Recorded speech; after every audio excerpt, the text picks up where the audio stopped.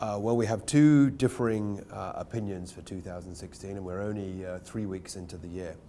The stock market, foreign exchange, particularly because of China and the US, and oil, all went down, down, down, and we continued the trend that we'd seen at the end of 2015 with strong residential sales and people interested in acquiring condominiums, second homes, so really two different directions.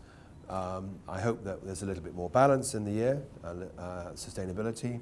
Obviously, we're looking at a strong finish to 2015, and we're hoping that there's strong FDI, low inflation, low interest rates, but we're 4 days into the National Assembly, hearing very mixed signals coming from Hanoi. So mildly positive, quietly positive, always optimistic, but obviously 2016, I'm sure we'll have a few challenges.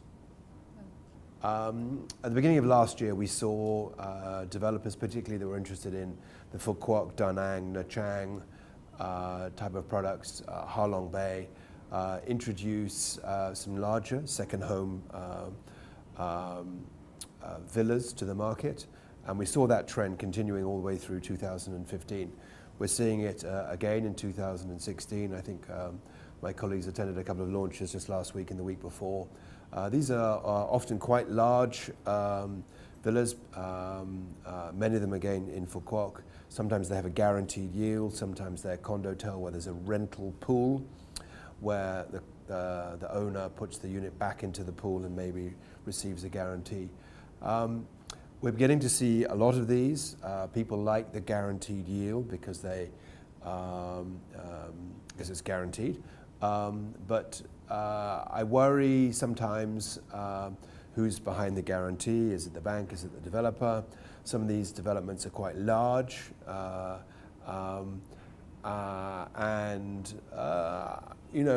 It's still very early days for Phu Quoc. Haven't seen the infrastructure being rolled out yet. However, they're being well received, mainly by Vietnamese investors. Very few foreigners are looking at that. The foreigners are typically looking at districts 1, 2, 3, 7 in Ho Chi Minh City. So it's a widening of the market. It's a broadening of the spectrum, and I expect it to continue through 2016. Throughout 2015, we saw a lot of new projects being launched, mainly District 2, District 7 at the high end, and then across the whole city for more mid-end and affordable housing. This would appear to be continuing 2016. Some of these projects will be high-end, some of them will be on the river, and some of them will be at a price that we should call either premium or luxury. The press and CBRE loves these projects because they're new. They weren't really around in 2007 and 8 when the last cycle was going on. Some of them are local, some of them are joint ventures, some of them are foreign, and there's really a new level of creativity, design, layout, styling, theming, facilities and amenities. So, and it may allow us to draw some comparisons to Thailand or the Philippines or Malaysia or Indonesia.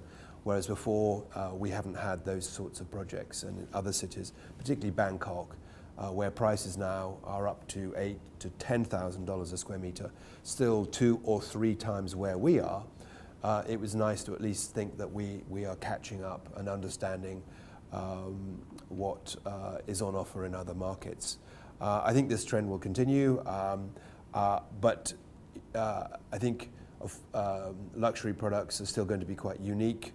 The vast majority of these projects may not fall into that category. Obviously, anyone that is doing a development will look for riverside or river view. I mean, in any big city, whether it's Hong Kong, having a harbour view, in Singapore, having a Marina Bay view, in Bangkok, it will be a view of the river, the Chao Phraya River. In Manila, it may be of the CBD or of a golf course. So, yeah, I think obviously the river view, is a good thing. The Saigon River is obviously not as attractive as the Chao Phraya River in Bangkok, but it obviously gives some nice feeling to it, and people like the fact that it's moving and there is some activity on it. Well, Vietnam is in a very nice place at the moment with very low interest rates. I think they're the lowest that I can remember, and I've been here 13 years. The lowest inflation, the lowest interest rates. The currency, yes, has obviously depreciated a lot over the last 10 years, but the reality is it's reasonably stable at the moment. The stock market obviously had a bad start to the year. We've got the National Assembly elections going on at the moment, and so we've got probably more good things than bad things. We've got looking forward to hopefully the closing stages and the signing off of the Trans-Pacific Partnership and the EU FTA. So when you look at where we've come from in the last 5 years, particularly the unproductive, toxic NPLs, there's more good news than bad news. However, we've still got the issues, particularly for developers, of the state-owned enterprises owning the best chunks of land in the city, the NPLs. Is the door going to be open with the new government in the same way that we've expected or seen foreign ownership limits and foreign ownership for property?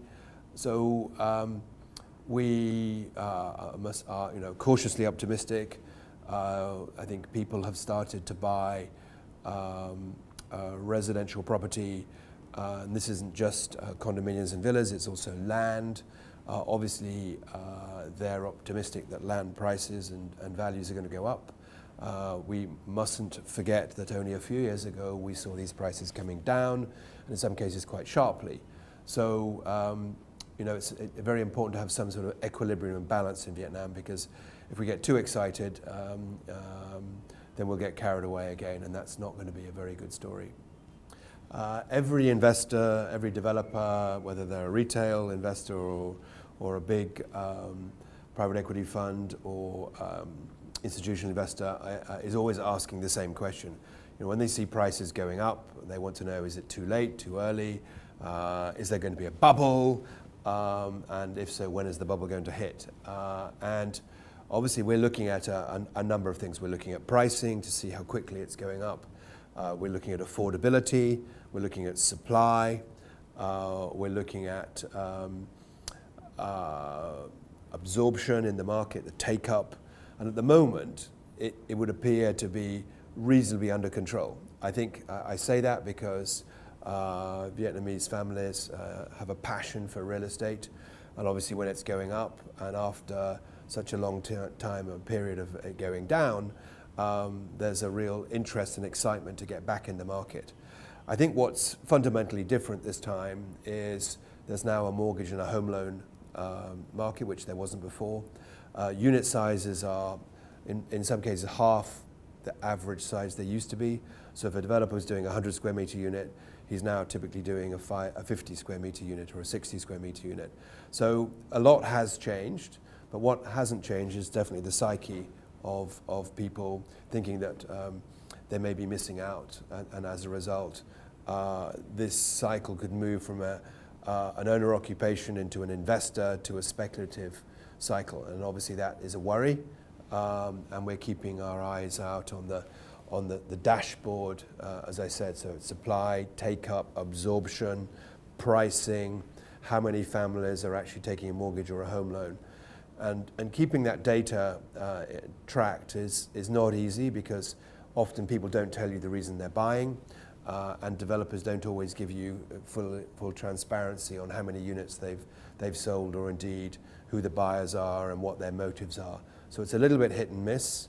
Of the projects that we're handling ourselves, we try and ask people, and most people say, I'm an investor, and if the price goes up, I maybe sell, and if the price doesn't, I'll hold.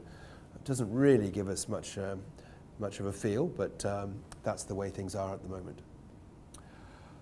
Most of the question you've asked me so far about the residential market, which obviously is a huge part of life in Vietnam and a large part of CBRE's business. Whether we're selling condominiums or working with developers, we're also helping to value, we're writing market studies, and much of this is about the residential market.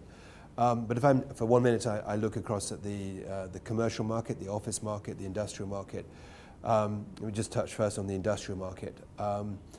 Because of the heartbeat, whatever people think, the heartbeat of Vietnam at the moment is still manufacturing. It's still, whether it's farming and manufacturing, but if we just look at manufacturing for a moment, it's still garments, apparel, footwear, and now equipment for telecoms, so handphones, peripherals, printers, the inside of cameras, the inside of washing machines, the inside of TVs. And that's a business that was relatively flat and then took off in 2010 with the arrival of Samsung and Nokia and reinforcement by LG.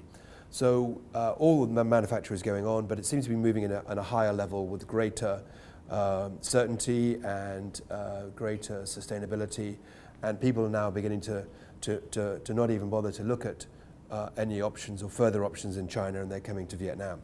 Now, we mustn't kid ourselves that every Southeast Asian government wants that investor, wants those FDI companies. So at the moment, again, rather like inflation, interest rates, we're attracting an awful lot of attention. We seem to have some stability in terms of politics. Hope that will carry on. We seem to have good, secure borders. Let's hope that stays the same. And the minimum wage has stayed relatively low, although obviously investors always moan when it's coming up for renewal or the negotiations are for renewal. So we do seem to be in a good place there. For office rents, again, a big part of our business, if you look out of the window, there's not many big office buildings under construction. And although there's probably some future supply for 2017, 2016 is going to be a very good year if you're an office developer and a very bad year if you're a tenant, because we definitely see, although we've been saying this for a while, office rents will begin to go up. And if you're going to do a renewal or a rent review, it's not really going to be in your favor if you're a tenant. And there aren't many other options. So, there's other options if, for some companies, possibly by moving to District 7, or obviously it's going to be a while before anything comes up in Thu Thiem. In Hanoi, there's still lots of options in My Dinh, and rents are very flat there. But if you're an office tenant in Ho Chi Minh City, you're probably in for a bad year when it comes to looking at your office rent. I'm not sure if that FDI and the property market are completely interlocked and interrelated, but I think obviously they run in parallel with each other. And I think that the FDI market was one of the reasons why the property market picked up 2014, 2015. And FDI has been is improving and is increasing in the right direction for Vietnam, partly because other markets aren't so attractive, and that's definitely the case for property as well. Obviously, Hong Kong and Singapore are at a different level of expense and cost, as are Shanghai and Beijing. But if we're really competing with Thailand, Indonesia, Malaysia, and the Philippines, we're all sort of around the same sort of costs, although we're at the bottom of the pyramid in terms of costs and value. But at the top of the pyramid when it comes to yields and levels of interest. So the FDI has been going mainly into apparel, footwear, FMCG, retail, F&B, and then what happened last time in 2006 and 2007, it came into real estate on the back of other sectors. And then it started to go into residential development, and then it took a bad turn. It started to go into golf courses and gaming, and the real estate became a large part of the total FDI pizza. and started to chew up more than 2, 3, and then half the pizza. And that became very worrying on the back of cheap credit and on the back of many of the state-owned industries beginning to spend too much time lending to their friends in the state-owned enterprises that were then putting money into real estate and not into the core business of whatever that industry was. So obviously we hope that that doesn't happen again. We're obviously keeping a very close eye on it. Some of the money coming into FTI has been has changed direction slightly. We're seeing a lot more money coming in from Thailand. You know, the big Masan deal, the big Metro deal were all investors from Thailand, and we think that will continue. Obviously, into telecoms and handphones, it's from Seoul and Korea. But we're beginning to see more and more real estate investment as well. But the good thing, again, slightly different from last time, it's not all in the high end. We're seeing groups coming in to do affordable housing, middle income housing, and not just high end and luxury. So again, that's a big change, and we're excited by that. Investing in real estate as a developer or as a straight investor into income-producing assets takes different companies a different amount of time. If they've been investing in China, they're very used to the dynamics in Vietnam. They're used to a certain level of transparency and governance, where if they've been investing in Hong Kong or Singapore, it's a very different level. So it really depends on where they come from, what they're looking for. If they're looking to do joint ventures in the residential sector, there's probably quite a few choices of locations, cities, partners, sector, pricing, and that is an area that's probably slightly easier than trying to invest in buying a 5-star hotel or an office building, where there's a lot of competition and not much inventory. So it really depends what their track record is, how much funding they've got, and then time it takes to understand the nuances of the market, the language, the karaoke,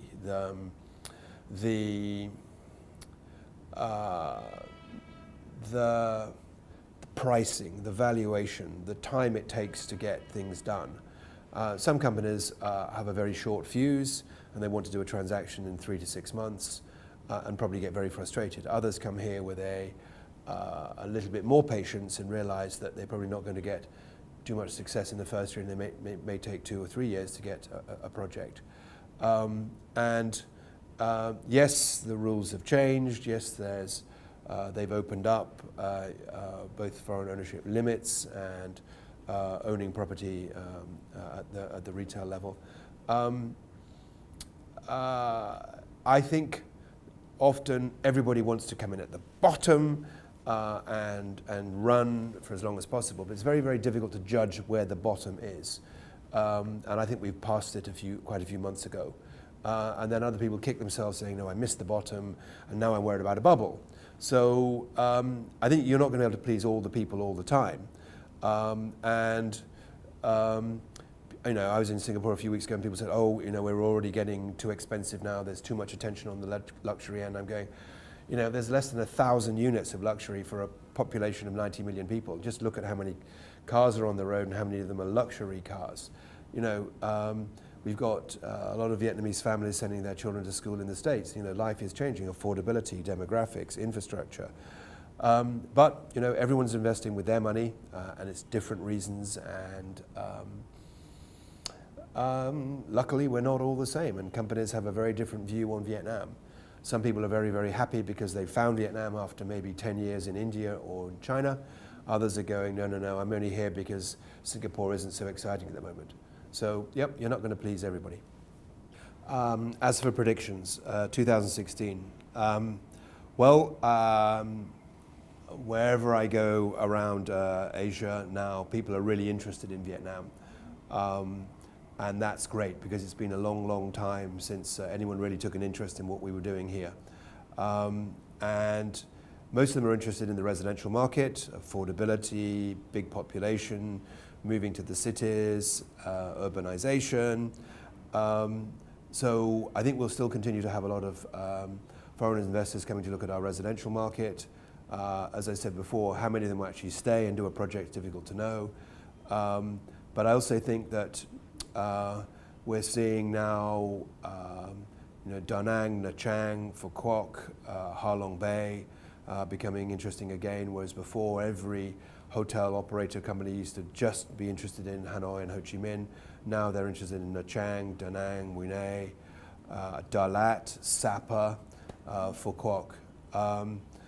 What I'd like to see would be the government auctioning and tendering some big lots of land, but I don't think we're going to see that. So it will tend to be groups that really study the market, really trying to understand. Groups that have got a lot of history in China and India will be successful here. But at the same time, we're seeing some groups that picked up some of the assets from some of the funds and have got a track record now and are coming in and looking at some of the township projects.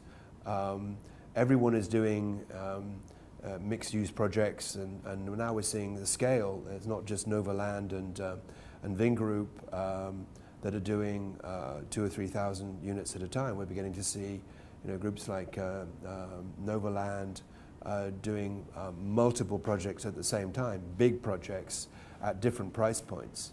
So I think we'll see, really beginning to see some maturity in the market.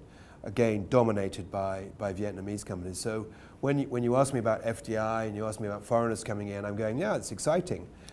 Yes, they make up a lot of our clients, but the reality is the Vietnamese developers are actually growing just as fast. They understand, they know the issues of governance and transparency, and they're holding their own. So if we're just waiting for foreign groups to come in, I think we could be waiting a while because it is more challenging. But the real growth in the market is in the Vietnamese developers and the groups like Keppel and Capital Land, Ascendus and Mapletree, who've been here 15, 20 years, they're having to fight hard to get market share. Before it was, the foreign groups always got a big premium. The Korean and the Singaporeans, Malaysians got a big premium whenever they did a project. That premium is beginning to be questioned now.